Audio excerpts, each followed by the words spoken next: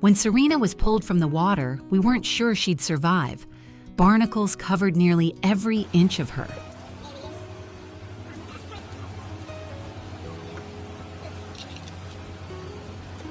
So many that she barely looked like a sea turtle. She was exhausted, severely anemic, and could barely stay afloat.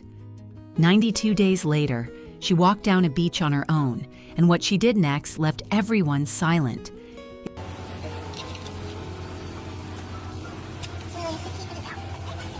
It started with a report of a turtle floating strangely, struggling to swim in an area with heavy boat traffic. We knew she didn't have long before something worse happened, so we went in after her immediately. Seeing her up close was hard. Barnacles had overtaken her shell and skin, weighing her down until swimming looked nearly impossible. Her eyes were tired, but there was still a flicker of fight left in them. Turtles in her condition don't usually make it, but we knew doing nothing guaranteed she wouldn't. Back at the center, blood work and x-rays confirmed severe anemia. She needed antibiotics, constant monitoring, and, because she was too weak to keep her head above water for long, a special shallow area where breathing wouldn't be a struggle.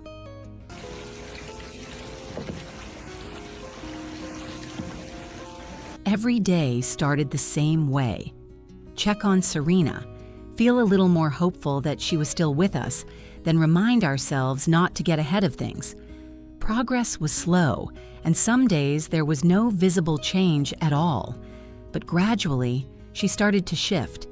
Every time we came near, she'd open her mouth, which worried us at first until we realized she wasn't being aggressive.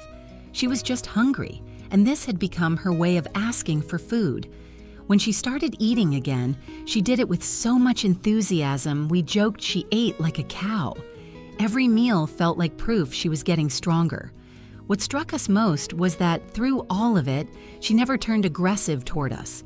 She let us treat her, examine her, and help her, almost like she understood we were on her side. Day by day, her swimming improved, her appetite normalized. She started doing things that had seemed out of reach weeks earlier. By day 92, the barnacles were gone. She was eating and swimming well, and she was ready to go home.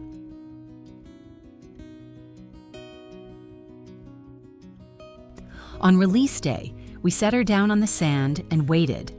She moved toward the water slowly at first, then with more certainty, until she was heading straight for the waves. No hesitation, no looking back. We stood there watching, happy and a little heartbroken at once, because after 92 days, she'd become part of our lives.